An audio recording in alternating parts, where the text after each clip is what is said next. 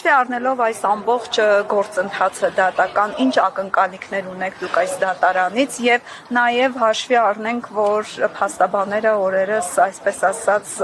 իբրև թե Բագրատ Սրբազանի գրառումը հրապարակեցին, որը Տեսեք, հերթով գանք, մի մեծ հույսեր չկան, որովհետև ի սկզբանե դեռ 10 ամիս առաջ, երբ ձերբակալվեց Բագրատ Սրբազանը եւ 18 արդարները եւ այս գործը հապշտապ, այսպես այդ գունավոր ծուխերով, շվաբրայի փայտով եւ անիմաստ փաստերով, փաստարկներով, որոնք բերվում էին կարվեց, այդ ժամանակվանից ի վեր մենք բոլորս պնդում էինք, որ սա քաղաքական հետապնդում է եւ նպատակ կա նախընտրական շրջանում, կարևորագույն շրջանում, այն բոլոր մարդկանց, ովքեր կարող են իրենցից վտանգ ներկայացնել իշխանության վերարտադրման համար, չեզոքացնելու։ Այս փուլում մի մեծ սպասումներ չկան, որովհետեւ մենք մեր երկիրը մտնում է նախընտրական հիմնական փուլ, ես նաև այստեղ ուզում եմ Սամվել Կարապետյանի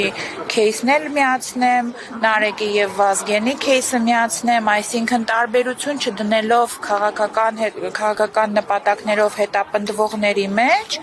իշխանությունը ամեն ինչ անում է, որպեսզի լրացնի այն մարդկանց, ովքեր կխանգարեն իրենց։ Ուստի եւ մոտավորապես այս մոտակա մի ամսում հաստատ որևէ դրական բան չի լինի։ Իսկ ինչ վերաբերում է ձեր նշած այդ բլոկնոտի գրառման, այդ անգլալեզու թուղթը, հասկանում եք, այնքան ծիծաղելի է, որ անգամ իմաստ չունի այս ամեն ինչը մեկնաբանելու, բայց այդ ծիծաղելի հիմքում նաև մոտ 10 ամիս ազատազրկված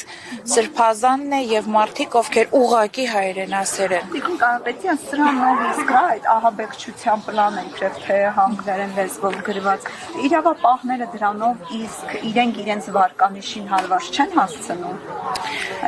Ես կարծում եմ, որ իրավապահները վաղուց արդեն չեն մտածում իրենց վարկանիշի մասին, որովհետև սա միակ դեպքը չէ, որ նրանք օրեցօր ապացուցում են, որ իրենց համար կարևորը հրաման կատարելն է եւ ինչպես իրենք են փորձում իրենց մտերմիկ շրջապատներում արդարանալ, իսկ երկիրը փոքր է, բոլորիս էլ գալիս հասնում են տվյալները, որ տուն ենք պահում, բա ինչ անենք։ Ախր այդ տունը պիտի շարունակի մնալ այդ երկրում, որ դուք էլ այդ տունը պահեք, էլի մենք գնում ենք տոտալ կործանման։ Անգամ Ալիևը չի հակցնում, որ մեր իշխանությունը կատարում է իր բոլոր հրահանգները եւ մարդիկ, ովքեր ուզում են կանգնեցնել Հայաստանի թրքացումը, հայտնվում են ճաղերի հետևում։ Բագրատ Սրբազանը պատժվեց այն բանի համար, որ նա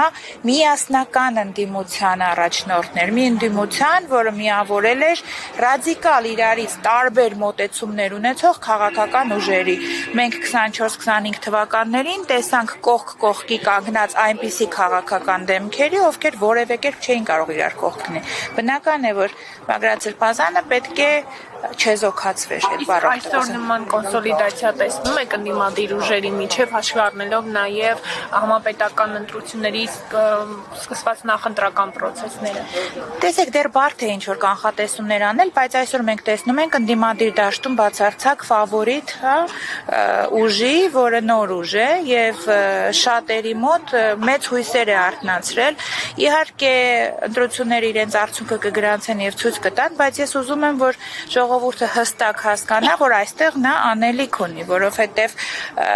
քաղաքական process-ների մեջ ժողովրդի մասնակցությունը ամենակարևոր բանն է, որը կարող է լինել։ Մենք իհարկե ունեցել ենք Գյումրիի, մենք տեսել ենք այդ ընդդիմության հաղթանակը ինչպես է լինում։ Ես լիահույս եմ, որ նույնը կստացվի ազգային ժողովի ընտրություններում, բայց այնուամենայնիվ պետք է ասեմ, որ մասնակից բոլոր իրական ընդդիմադիր քաղաքական ուժերը նախ առաջինը պետք է հասկանան, որ պետք է համախմբվել լիդերի շուրջ, իսկ լիդերը կերևա արդեն ընտրությունների արդյունքում եւ նպատակը պետք է լինի հայրենիքը։ Տիկին Կարապետյան, այսօր ուժեղ Հայաստան Սամվել Կարապետյանի դաշինքի անդամներն են ձերբակալվել, նրանց խափանման միջոց որոշելու համար արդեն դատարանն է գնում գործը, նոր ձայնագրություն տարածեց, որտեղ իբր կաշառք բաժանելու մասին էին խոսում։ Նախորդ օրը 1.5 երեխայի մորն էին ձերբակալել, այս գործողություններն ինչպես եք բնութագրում եւ արդյոք սրանք կարող են կանխել կամ փոխել ընթացքը։ Սա դասական քաղաքագիտական դասագրքում կոչվում է քաղաքական ռեպրեսիա, երբ հուժկու հանրահավաքից հետո այս հանրահավաքը ընդունենք, որ բազմամարդ էր,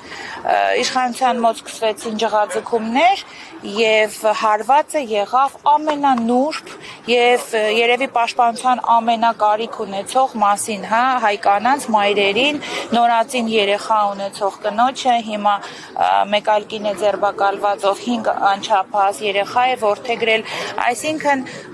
ես նաեւ լսեցի փաստաբանի բացատրությունը, որ նա ասում էր, որ աշխատավարձ բաժանելը փորձում են ներկայացնել որպես ընտրակաշառք բաժանել, սա դեռ սկիզբն է, իշխանությունը գնալու է շատ ու շատ միջոցների, բայց այևս մեկ անգամ ապացուցում է, որ ընդդիմադիր դաշտը ուժեղանում է, սա ապացուցում է, որ այդ կոնսոլիդացիայի դեպքում շատ մեծ հնարավորություն կա ունենալ փոփոխություններ։